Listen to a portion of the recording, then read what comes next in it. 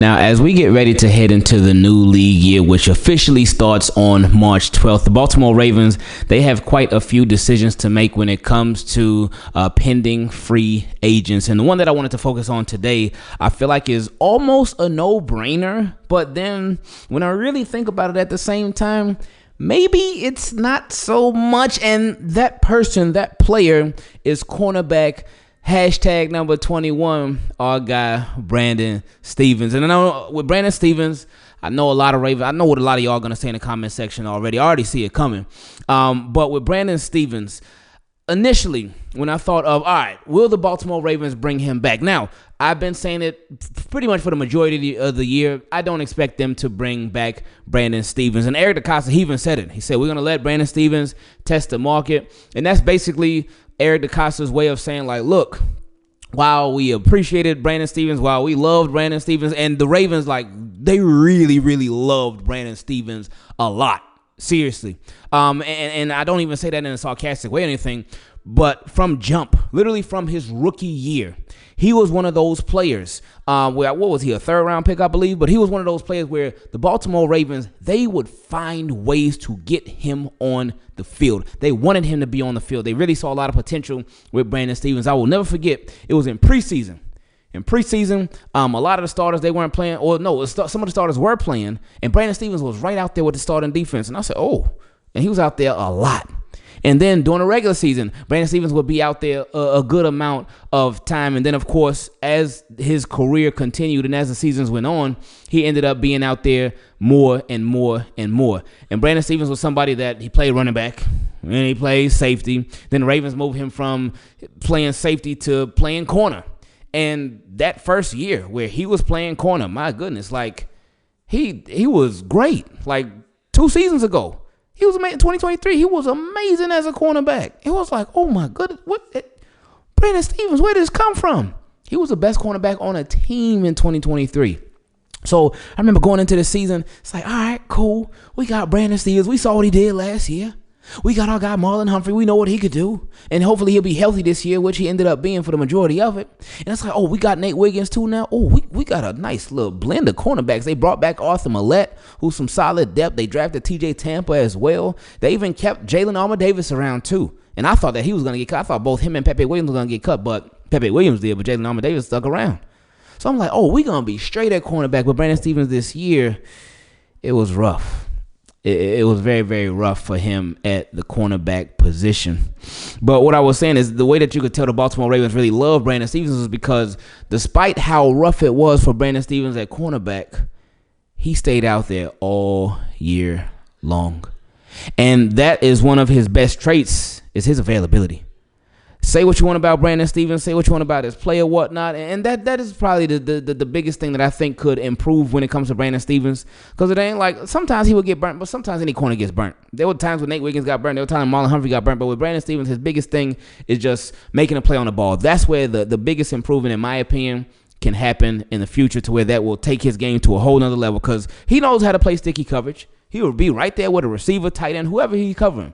But you just got to figure out how to make a play on the ball a lot better. Once he gets that down, oh, boy, he got potential to be the best cornerback in the league, because he's right there. He's right there. He's always around the ball, but just he struggles to make a play on it.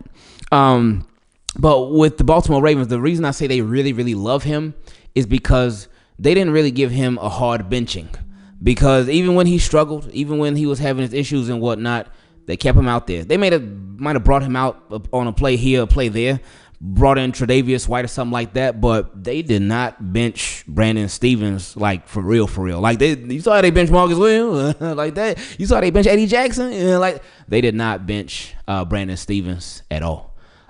So they really, really loved him. And there was that potential, like, when you think about Brandon Stephens and just his versatility. Again, he played cornerback. He played safety. He's somebody that you can move around on a defense. And I do like him as a sort of kind of like a chess piece in a sense, to where you can have him at these different areas. But my favorite quality about Brandon Stephens is his physicality. That man, he don't care who you are. Whether receiver, tight end, running back, even he'll get a little sack on the quarterback too. But Brandon Stephens is not afraid to come up and hit. He ain't afraid to come up and tackle anybody. He does not shy away from contact whatsoever. And that is one thing.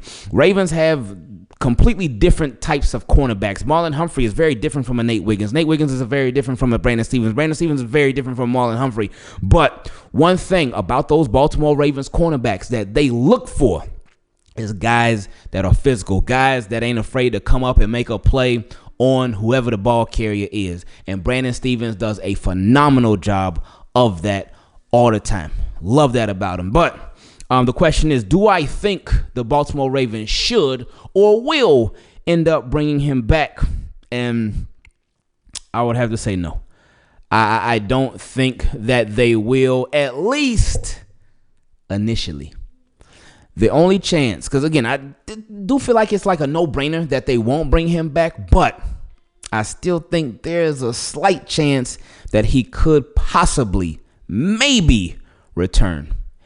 And that slight chance would be is if he tests the market and the market ain't really looking too good and some time passes, maybe the first wave of free agency passes, and if for some reason he does not get a deal after the first wave of free agency, then I can see the Baltimore Ravens being like, giving him like a 1 year, maybe a 2 year deal where it's nothing crazy to where they can get him for like really, really cheap. Because Brandon Stephens, while I don't think that they would look at him as a starter for them in the future, I think he could be a good fallback option for them if for some reason they don't get another starting cornerback in the future. I think that that's going to be one of their priorities this upcoming offseason, to land another cornerback, because Marlon Humphrey, he's a starter. Nate Wiggins, he can be a starter too.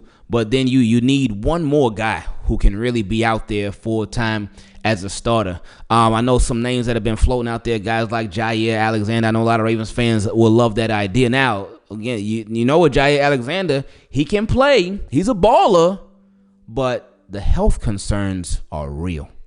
So just something to think about, because, again, your best ability is your availability. You could be the best in the world. You could be this lockdown corner, not giving up anything.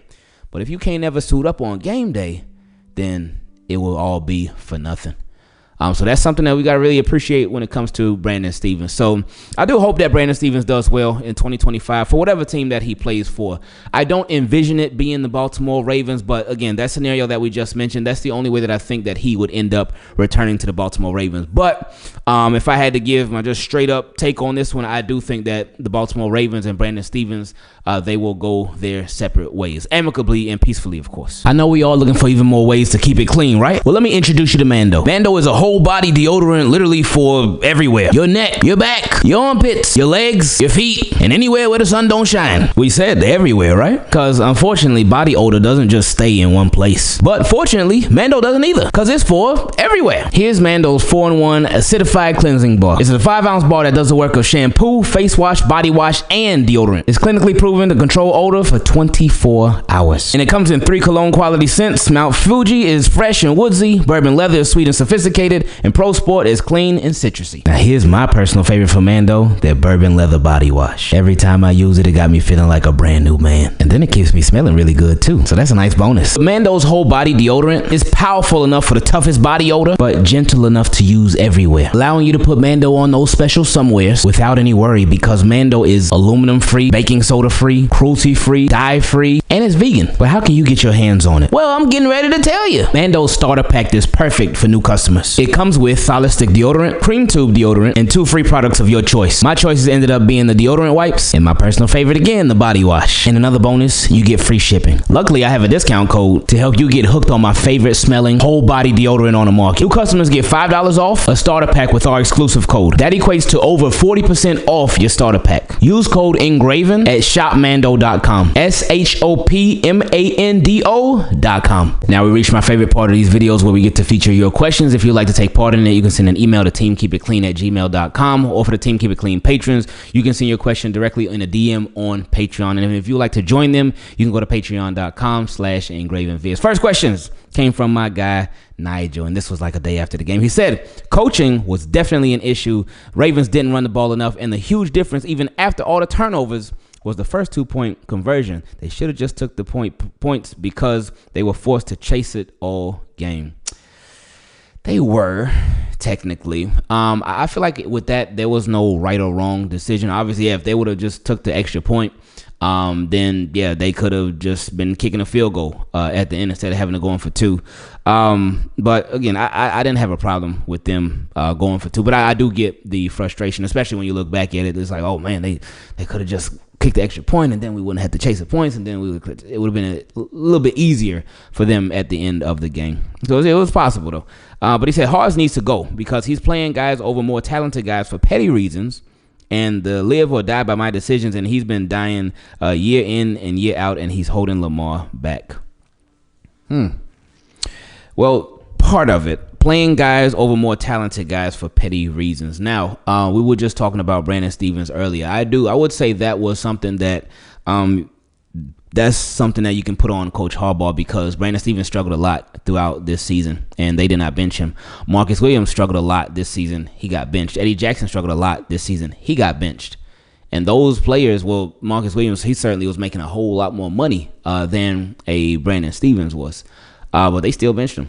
So, but they didn't take that same approach with Brandon Stevens for whatever reason. Even after you traded for Tre'Davious White, nobody expected Tre'Davious White to come in and be the starter. But after you had him for a little bit, you could have been like, you know what, let's try Tre'Davious White, see how he does out there, instead of Brandon Stevens for a game or 2, just to try it out. Then they did do it for some series in different games, but like consistently to really try it out full time, they didn't do that. So that's something. And I'm sure you're referring to the offensive line now. I'm sure you're probably referring to Daniel Filele, probably referring to Patrick McCarry when it comes to guys like Ben Cleveland, when it comes to guys like Andrew Voorhees.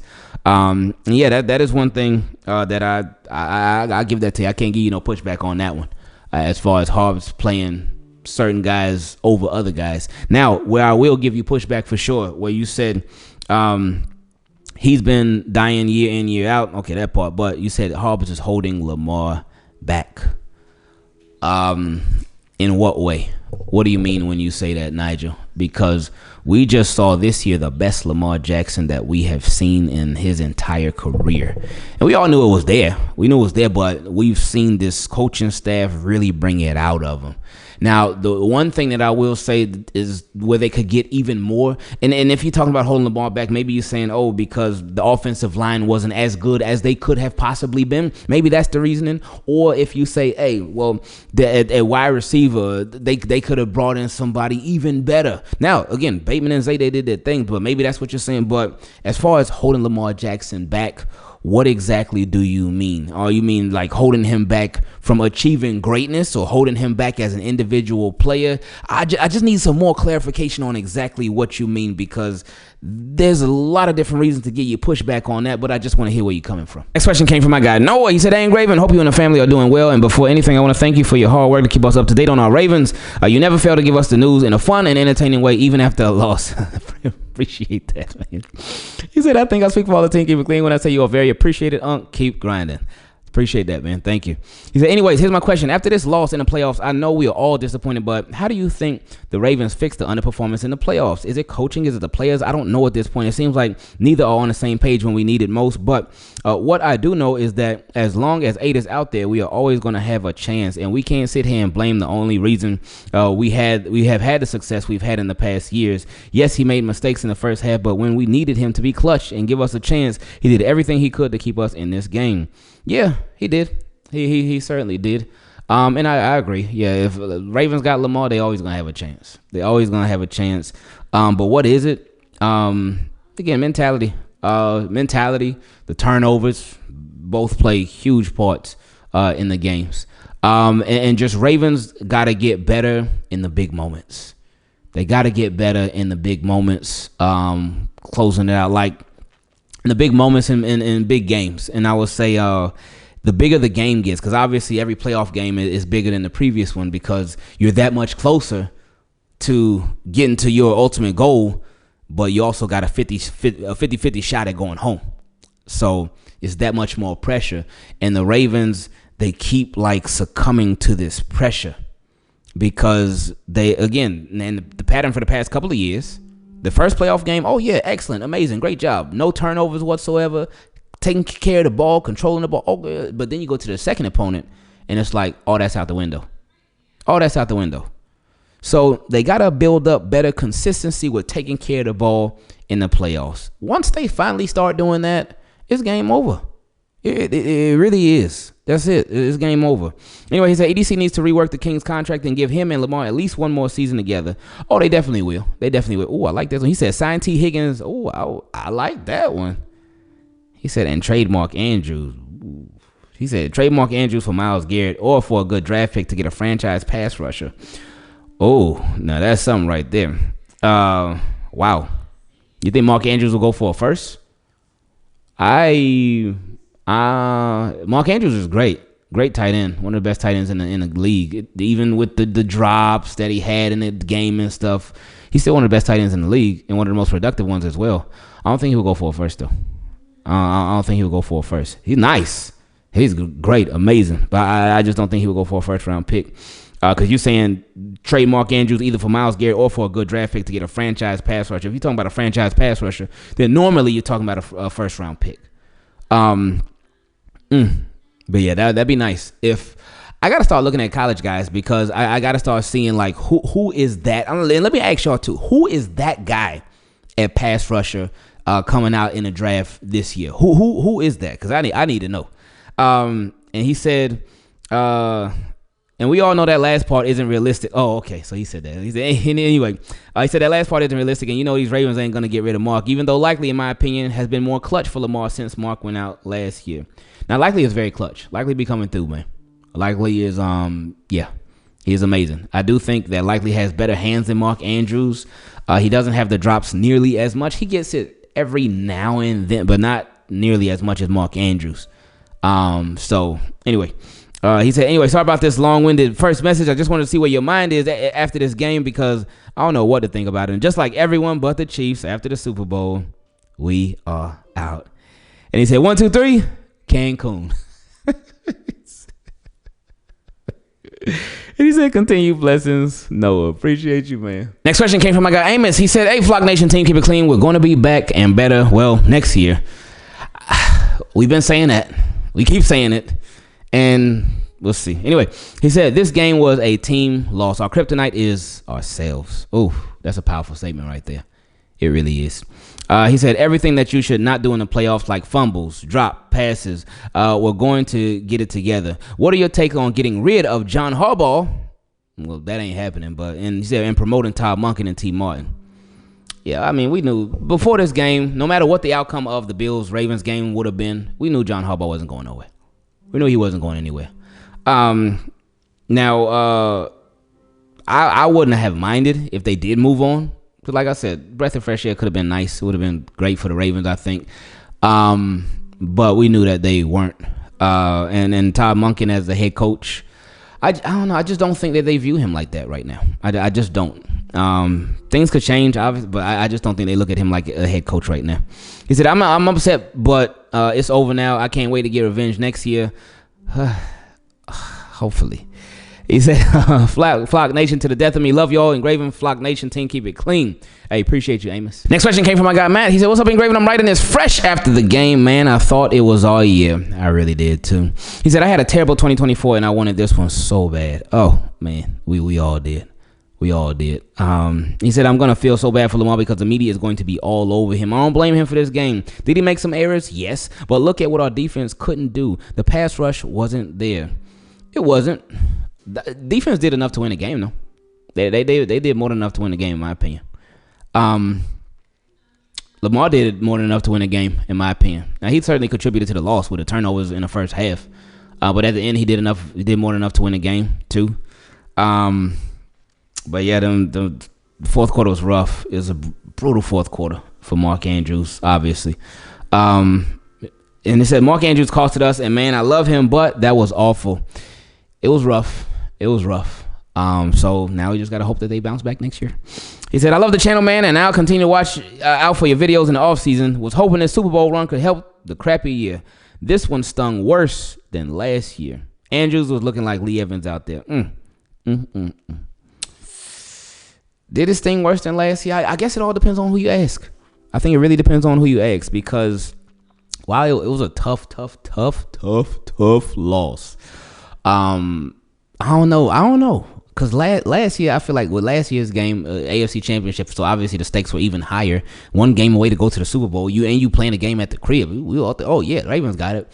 But last year was like this slow, continuous pain throughout the entire game. And it was like Ravens offense was not alive. Their defense was doing their thing, but the Ravens offense was just not getting it done. And it was like we were just watching them lose in slow motion, because it was just whenever we would think something good would happen, it wouldn't. Whole game for that, or majority of the game for their offense. And then at the very end, Chiefs get the ball. Ravens got forced from a third down, and all you got to do one more stop to get one last chance. Patrick Mahomes throws it up to MVS, who Arthur Millette is covering. First down, game over. And it was like, oh, boy. But this game, it's like Ravens came out hot, got a touchdown on the first drive. Then Bills, they end up getting a touchdown. And then even with the bad pass interference call, that really changed a lot at the end of the first half. Ravens were still in it. Lamar throws a pick. Lamar fumbles that ball. And it's like, oh, man, what's going on? But the Ravens were still in it. And then second half, the defense held the Bills to 6 points, and that was it. So, what? Ravens didn't punt the ball not one single time. But in the offense in the second half, we think, oh, they were moving the ball and stuff. We're like, oh, okay. And then just the way that it came down to it, and Lamar went right down the field without no Zay Flowers, without Rashad Bateman, got a touchdown. So I'm like, oh, okay. And then that oof. That was tough.